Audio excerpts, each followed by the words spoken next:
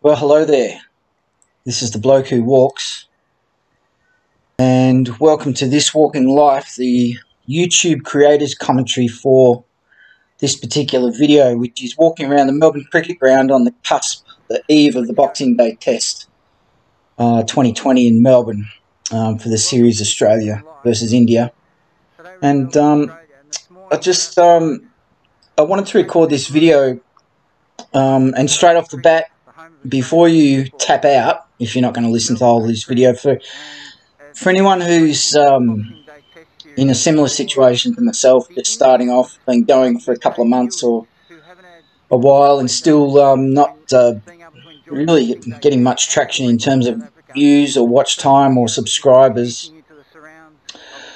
I'm hoping you might hear me out and the story how this video came to be, I think is a good lesson, because just before I started editing this video, I was about to delete all this footage,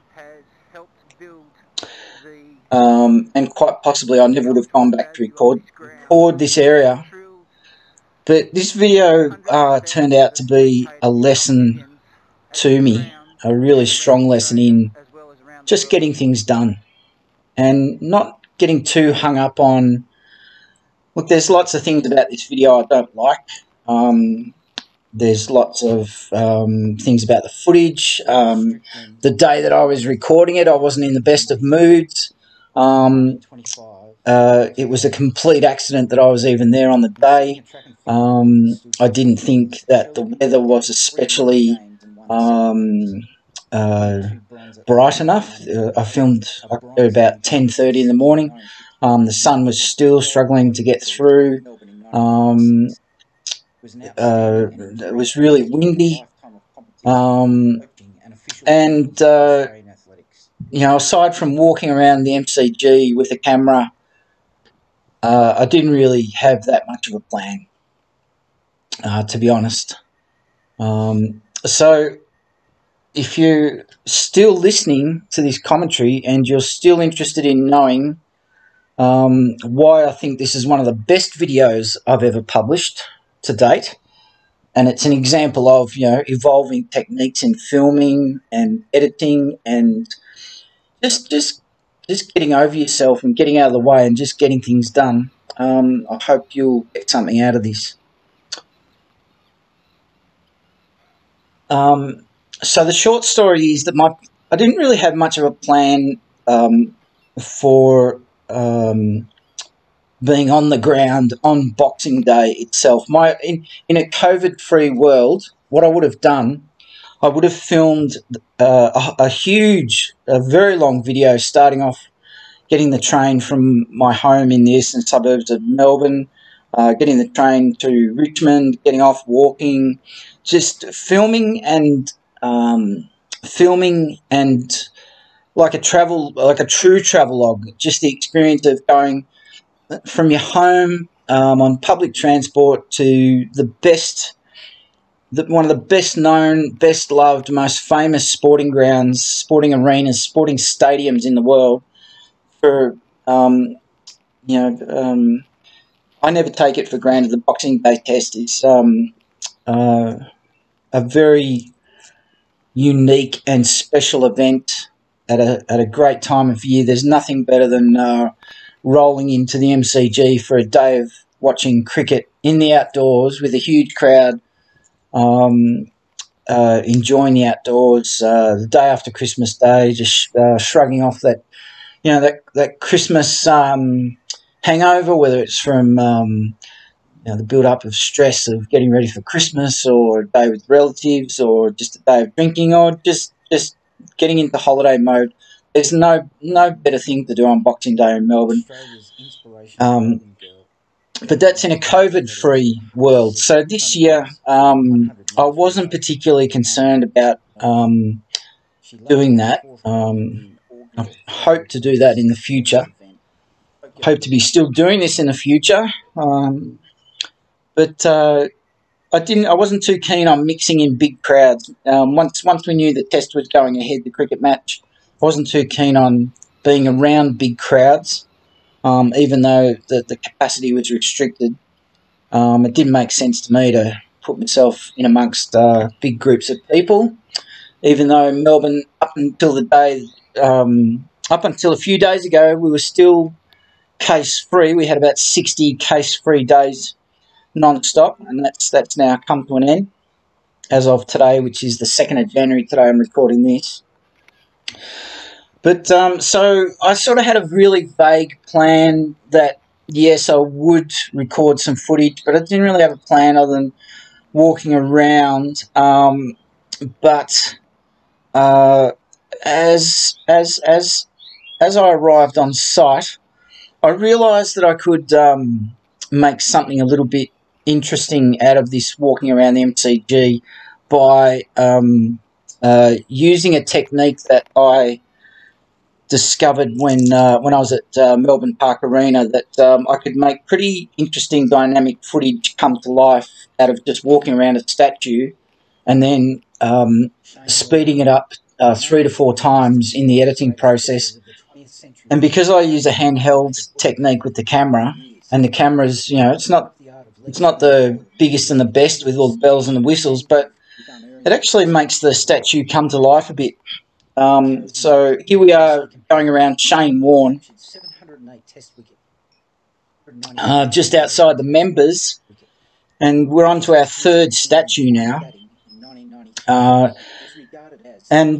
So, yeah, it's just it just brings to life a little bit. And I deliberately composed the frame so that the figure is to the extreme left or the extreme right of the frame, just to make it a bit more interesting to look at. And one of the first things that sort of started getting into my head and the mind games I was playing with myself was that the statues are very high off the ground, and so it's very difficult to get too much detail, especially with the sun. It was very cloudy. I felt it wasn't bright enough.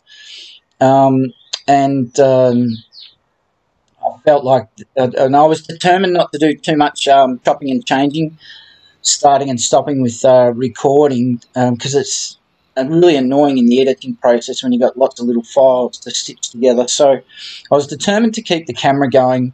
And here's a good example. Actually, I found that the door was open to the museum, and I didn't stop recording. I just held the camera away, just held it down by my side, and I just edited out all that conversation that I had with the bloke behind the desk about the opening hours. I just chopped that out in the editing process, and that was much simpler. So I was pretty. Once I got going with this filming, I felt like it was kind of working. But by this stage, now I'll tell you why I was starting to sort of, in terms of motivation, I was starting to drop off by this stage, because the whole way this came about was that I had a 9 o'clock appointment in Camberwell, and unusually for me, I just got on an express train by mistake, and I couldn't get off at Camberwell, and it went express. It didn't stop from the moment it left almost my home. It got to Richmond, and so I couldn't get off, and I was thinking, well, I'm never going to get back to Camberwell in time for the appointment, so I decided to cancel that. And I went on to the MCG, and I thought, well, even though I'm loaded up, I'm carrying my laptop, maybe I'll just use this time. I'll go to the MCG and make this video that I was thinking of. So, that spontaneity, I think, is sort of evident. Well, it's evident to me in the filming. Maybe not to the viewer. But I just decided to make most of my time, and here we are up to the statue that commemorates the first game of Australian rules football. And by the time I filmed this particular statue, like I knew it was going to come off. In terms of, like, it was worth doing. is what I mean. It was worth doing because the weather was good. The opportunity was there. There weren't too many people around. It was pretty windy. I was very conscious. Unfortunately, because my camera, you can tell straight away it's just a digital handheld camera. It does have an inbuilt microphone, but it's not built to make videos for YouTube. But it's all I've got at the moment, and that's what I'm going with until I can afford to upgrade, possibly to a Sony. I forget the model number, but that could also have stopped me. The fact that the wind, the noise of the wind into the camera. But I decided I've found that the best thing to do is to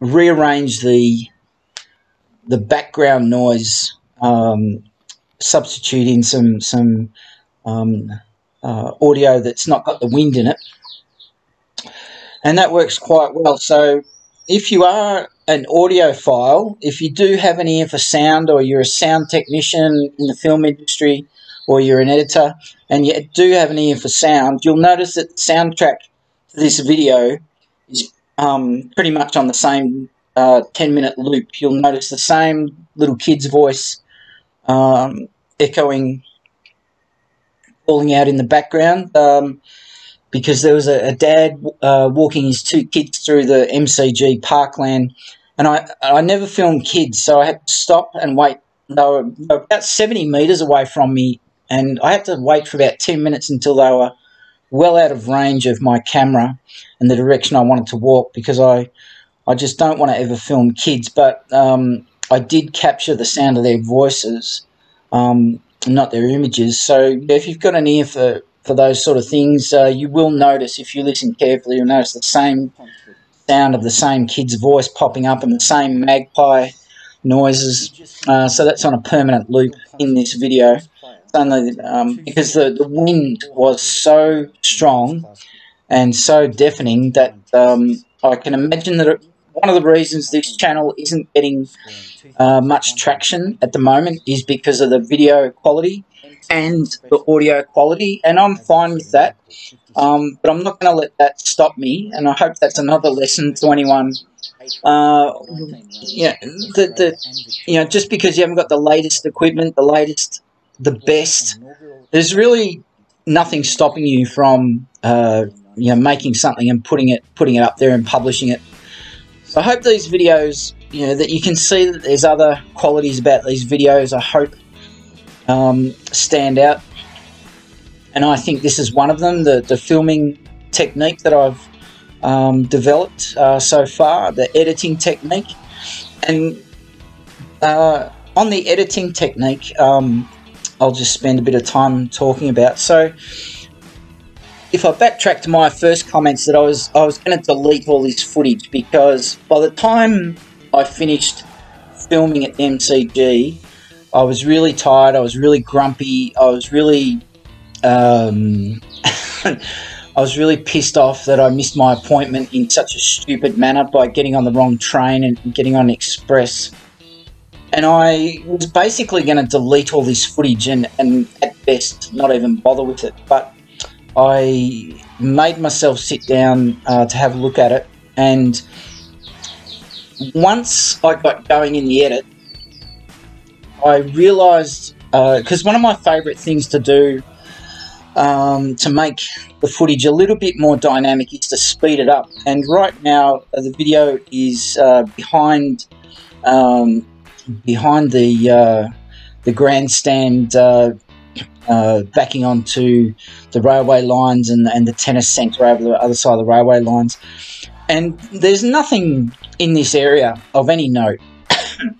Nothing at all. It's an incredibly boring bit of footage, and I was sort of, not too worried about this. I mean, it is what it is. I'm not going to cut it out just because it's boring to look at. I mean, there might be somebody watching who is incredibly fascinated by what the MCG and the surrounding area outside the ground looks like, and it's it's possibly a great benefit to somebody that they can see, you know, just the expanse of it. Imagine what it's like filled up with crowds on Boxing Day. I can tell you, on Boxing Day, or a blockbuster game of Australian rules football, you wouldn't be able to move 1 or 2 feet without bumping into somebody or rubbing shoulders with somebody. I mean, this area gets incredibly packed, and that footage has been seen a lot over the years, so we know, we're all very familiar with that. But I suppose, you know, one major sporting ground and stadium looks as much the same as the other. But what I did in the editing here was I sped it up. So yes, I wasn't walking this fast, but I sped it up. And the other thing is, you know, there's no need to let you know, when I got to this point, there was a groundsman cutting grass with one of those huge industrial tractors and blades, and so I basically just walked over to the tennis centre and then came back and started filming again. So this is after I walked back over that bridge, and we'll turn around to the left just now, and you'll see that he's finished cutting his grass. And I was a bit worried actually that he was going to be close by for quite some time, because the noise was quite overwhelming. So I was also concerned that the statues were too high. When I got to this next statue, I found that I'd forgotten that there wasn't flat ground all the way around the statue, that I could only walk around the front half of it. But I just stuck to my technique, which was to start out wide, crisscross backwards and forwards, and get up close and underneath the statue. You'll see the train there going past at a very unnatural speed in the background. So it is what it is, and like you can see now.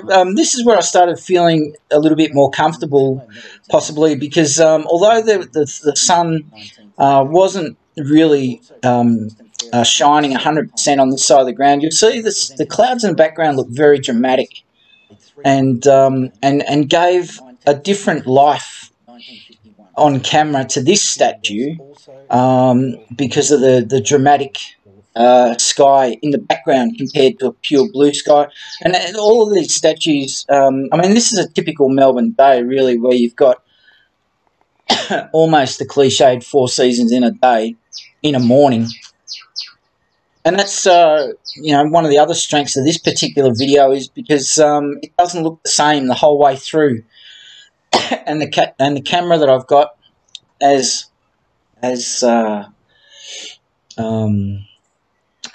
low grade, I suppose, is a fair term compared to some other cameras that are used. As low grade as it is, I mean, it still pulls up pretty good images in my view. And I mean, the other reason why I plough on with all this filming is because who else is there on YouTube doing this? I mean, let's face it, I'm the only person doing it, and that's a competitive advantage in itself. So would you rather see this footage and have the opportunity to discover it, or would you rather not know these images and this scenery doesn't exist? So I think in that case, you can mark that down as another lesson that this video taught me, and hopefully is also a lesson to those who are looking to learn that, you know, sometimes you just need to get on with it. But once I'd edited this video, once I'd edited the first 5 or 6 minutes, like, I knew it was going to work. Now, the other thing that I had to do with this video to make it work and make it stronger was that for each statue I had to record a voiceover as I was editing once I sat down, and that added extra time to the process. But I did record a narration of the inscription of each statue as I got there, knowing full well that the wind would be far too much of a distraction to use the on-site footage. So that worked out really well too, and you'll notice the audio is quite different for those narrations of those memorials, and also this commentary. I managed to acquire a new HP laptop a couple of weeks ago, and I'm recording. Straight. I'm projecting my voice towards the laptop rather than using an earpiece plug-in, mobile phone plug-in microphone like I have done. I'm just experimenting with different audio techniques, so I am aware that some of the audio is dropping out. I'm just going to wear that for the moment, because while this channel is still young, and now I'm into my 4th month now. Today's the 2nd of January, but I've decided that I'm not searching for perfection straight away. What I want to do, I'm really strong on, is while I haven't got a big viewership and community, I want to take advantage of that by experimenting, because there is going to come a day, and I don't know when it'll be. It might never come, but when the day comes that I do see a big evolution in the viewership and the subscription and the watch hours, the watch time of this channel, and the other ones that I'm developing, I want to make sure that I have my techniques, my production techniques down pat. That that they're second nature. I know what I like doing. I know how to efficiently and quickly edit the video and publish it. So if you do find this listening to this particular audio for this video, this commentary, a chore and hard work, I do apologise, but at the same time, it's all about finding your voice and finding what works for you. So that's one reason. The other thing I'll tell you about the style and the presentation of this video was that when I got to the ground, while I was filming the introduction, I realised that when I was editing, I realised that this video would be an opportunity to just include a little tribute to one of my favourite Australian international cricketers, Dean Jones, who passed away in India in September or October, and it just seemed it just made sense to include that. So that's why you'll see those little title cards popping up about Dean Jones consistently throughout this. And I did record a video that I included at the later part of this video. Now, another thing about the presentation technique. So this video is actually a huge departure from previous videos where, well, I'm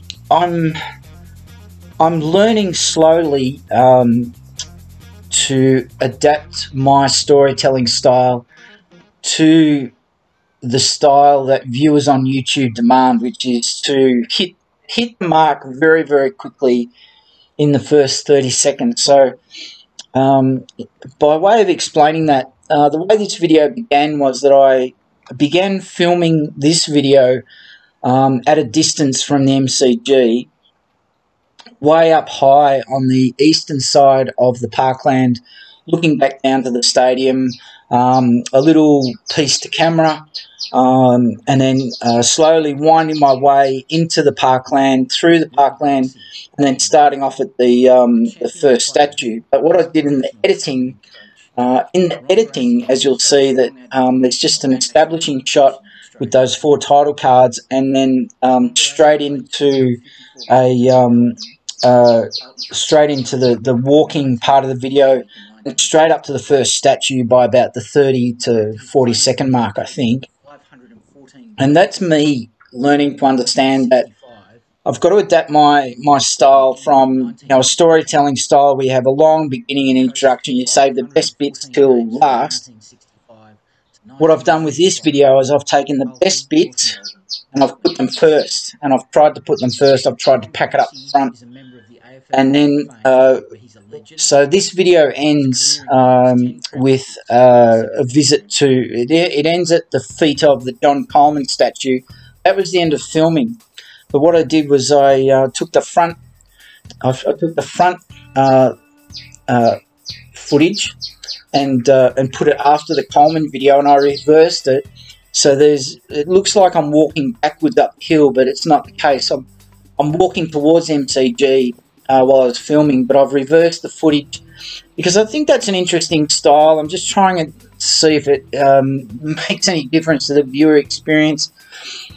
So that gave me the opportunity to say to myself, well, if people are watching this long, and then I'll bang in I did an audio commentary about Dean Jones and what he meant to me as a cricket fan. He's only, what, 59. He's only 5 years older than me, and he's dropped dead of a stroke. It was very sad, but I was a massive fan of cricket right up until my late 20s, and I played cricket until I was 26. I was coaching kids teams until I was 24 or 25. I loved cricket so much. In my 20s, I used to drive in by myself on Boxing Day, and I'd go in 3 or 4 days in a row, usually 3, and I'd just sit in the southern stand by myself and listen to the hum of the transistor radios, people listening to their radios, the commentary, and I was going to the cricket before the days of the electronic scoreboards with the replays. So, like, you really had to love your cricket, and you really had to love MCG, and a lot of people did and still do. So Dean Jones was a huge figure, in my early years. So it was just nice to be able to say thanks in this way.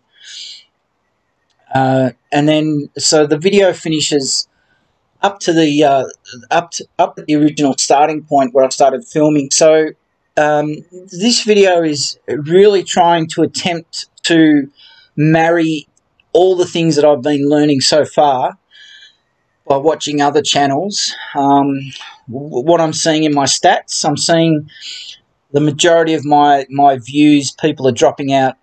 A lot drop out in the first 5 seconds, a lot drop out in the first 20 seconds, but I'm seeing, there's a lot of people, when they do watch, there's a lot of people watching anywhere from between 4.5 minutes to 35 minutes. So I know that this content will find its audience, and I know I've just come off the end of 3 months of stats, so I've grown the watch time, I've grown the viewership, I've grown the impressions of this channel each of the 3 months it's been up and running.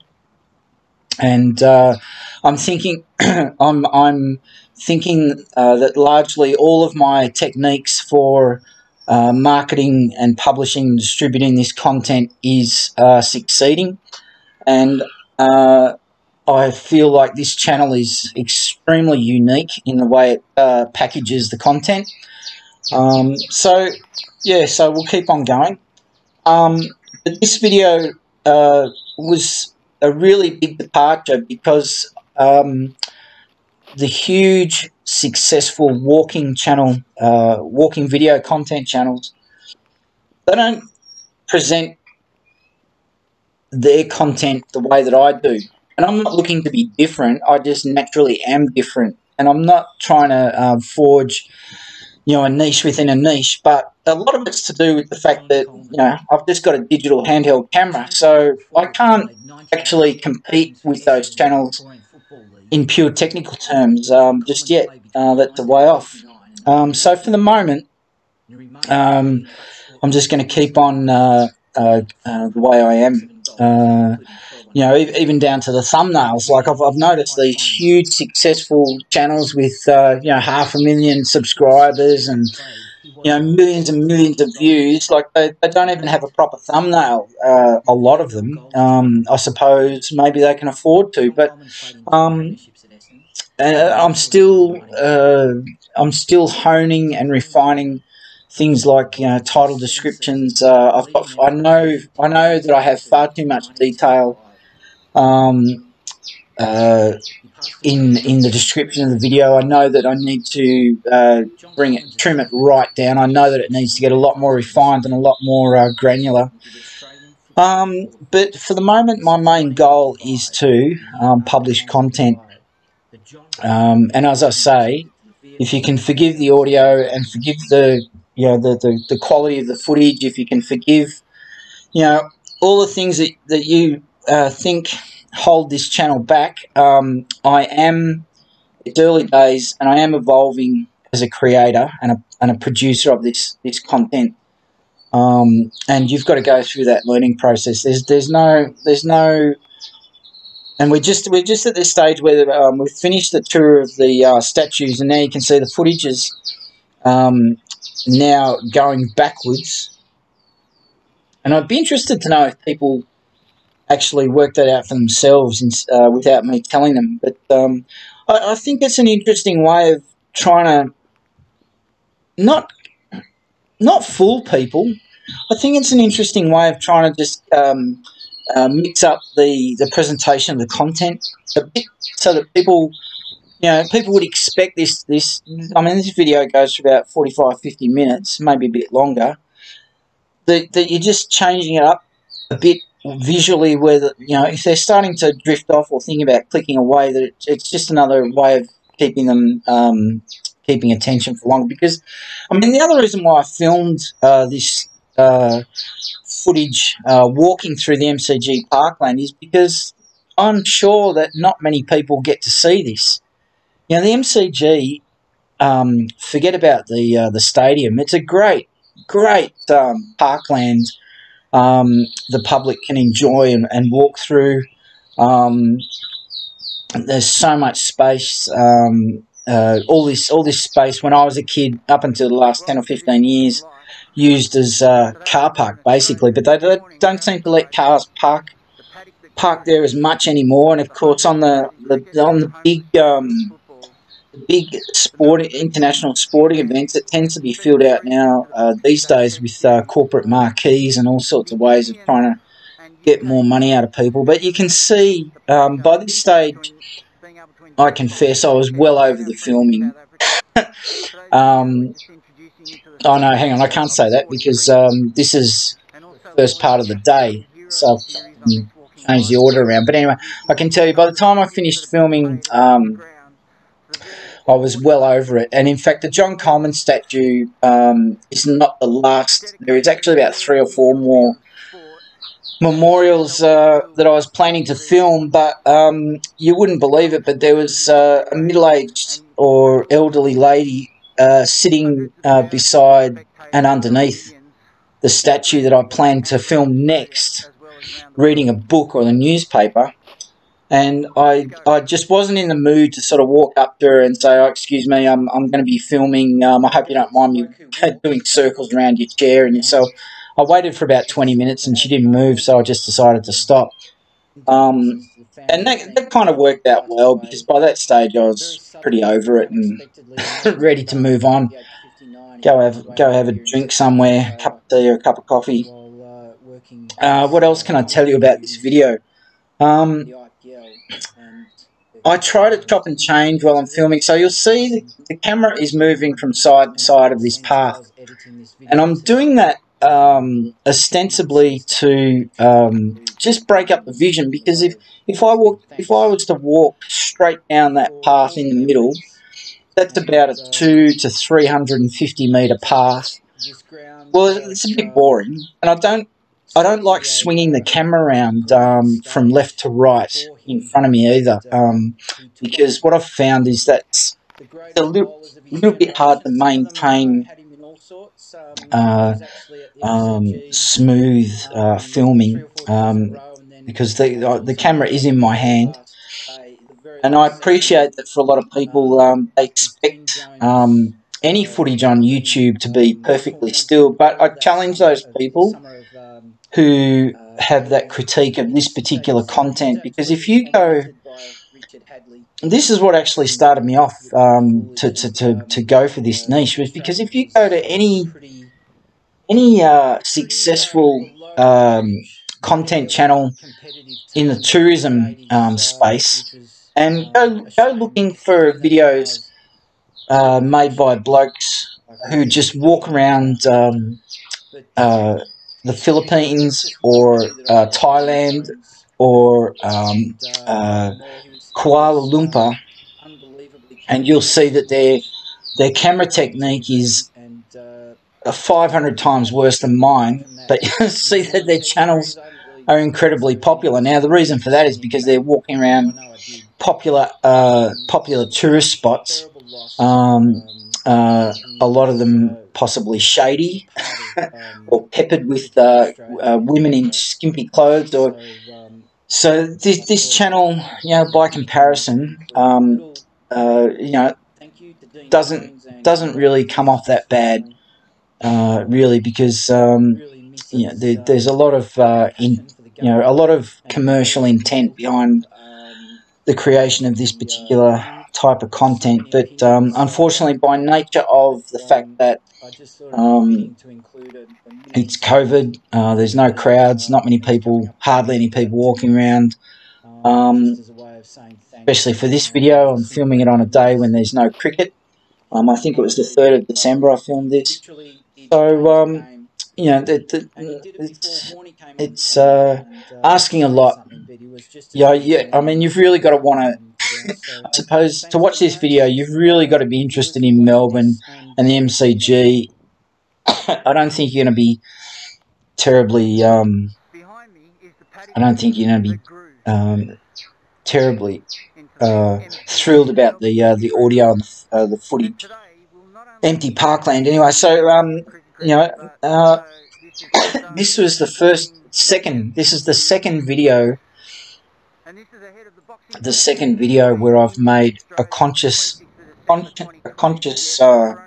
effort to make a video that's got a lot of talking in the content. And the one thing I've noticed about the channels that I'm aspiring to be like is that there's barely any, if at all, no talking, and definitely no one talking on camera, explaining anything. I've read a few comments on those video channels, and people really like how still and calm it is, and I know that the picture quality is sublime. This particular channel content for the moment is not that, and that's a competitive advantage as far as I'm concerned, because it does take a bit of time to establish a brand and a brand identity of the content. I mean, for the people who've watched any of my videos to date, they've watched sat for 4.5 minutes up to 35 minutes. Like, obviously, there's something about this content they like, and are they coming back? Well, I think they are, because as of today, I've had about 720 views, but I've had around about 400 unique views. So I know that some people are coming back. Whether they come back for long, my statistics in the analytics aren't that, they're not that granular or detailed for the moment. Now, I did something really unusual here, I thought, why not? I stuck in a minute of purely black screen as a minute of silence for Dean Jones, because that's what happened. That's what ended up happening on the day of the first of the first day of the Boxing Day test. But they did, of course, have a minute's silence for the guy. So I figured, well, why not have one here? Why not put in a black screen for a minute to just pay tribute? So what else can I tell you about this video? I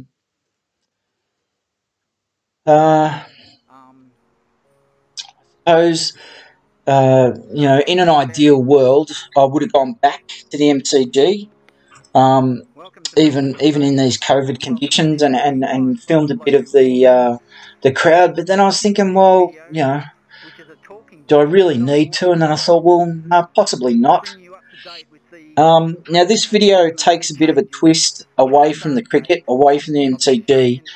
And if you've watched some of my videos, and you may have realised that I tend to add content from previous videos, edit them and splice them into other videos. And I think that's, I'll tell you why that technique, I'll tell you why I've stuck to that technique, and why I do it. Is the reason I do it is because it's early days for this channel, and it's not getting much traction, not getting a hell of a lot of views. Like, my most successful videos at the moment have just over 30 views, and that's after 2 to 3 months of them being up there. So I figure, well, people aren't watching, you know, these longer videos, especially these longer videos. People are not watching them all the way through. They're not watching half of them, so, or they might be skipping through them. So I figure, just because they haven't watched the video and it's been published, like, that doesn't mean I can't use it again.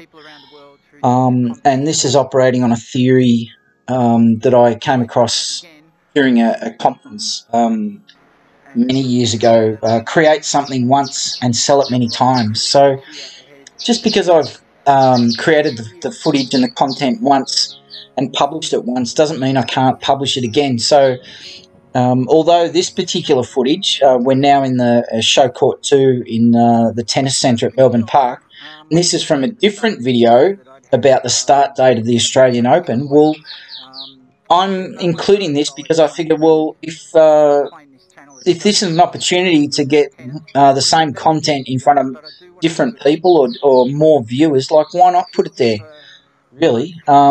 Because I figure that people, even if they like the content, are people really going to sit down and spend time going through your back catalogue of content and looking for things? My answer is no, they're not. If they like the content, they might stick around and watch everything that comes after they subscribe or after they like it, or it might come up as an impression if they haven't subscribed. The impression will give them a chance to, like the YouTube algorithm, the famous algorithm, will present future thumbnails to them and give them an opportunity to click through, and they might not take that opportunity. So if I've got their attention in this video, like, I can't see any harm mixing up you know, cricket content with tennis content, because it's basically all the same. It's about presenting walking video content from different places in Melbourne, so it doesn't mean you can't splice them into the same video. But I was particularly keen, and I'll have another commentary, I'm actually recording these back to front, so I haven't done this commentary for this one yet. But I was really keen to get this summary of what I'm going to do in 2021 out in front of people. And this was on the back end of the tennis video, explaining the new start date. It's on the back end of this MCG one, and I'm going to publish it as its own separate video. I did that, actually went up yesterday on New Year's Day. What am I talking about? So, because I think this channel has a really unique competitive advantage, because all the hugely successful YouTube walking content video channels that I've seen, I haven't seen them targeting international events within their own city. And we're drawing up to the end of this video. We're at the 44-minute mark, so I should wind it up. But Melbourne is a very unique place with a lot of international events, a very packed calendar of events, and I think the competitive advantage for this channel is take advantage of those events, and by creating content around those events, it just naturally gives me a lot of rich keywords. So I'm the bloke who walks. You've been listening to me bang on about this video. I hope you've enjoyed this commentary and got something out of it. And please subscribe. Please leave some comments and some feedback. And please share this video around with your social networks. And we'll see you next time. And Happy New Year. All the best of the best for the very best to you for the year ahead. Yeah, g'day, it's me again. I just realised I forgot to include a comment about the music. I included the music as a hook to try and keep people engaged. I wasn't going to edit the video to chop out the footage of that entire walk around the southern side of the MCG, where it's all just concrete and railings and absolutely nothing to look at, because I want to be honest with the videos. That's what it is. And you know, I had to physically walk around that area anyway, so I wasn't going to put the footage to waste. I made the effort to record it, so I definitely wanted to include it. So that's why I put in the music, was to fill in the gaps, try and retain the viewer attention, that at least they've got something to listen to besides just watching, watching the MCG. So I hope that makes sense. Bye for now.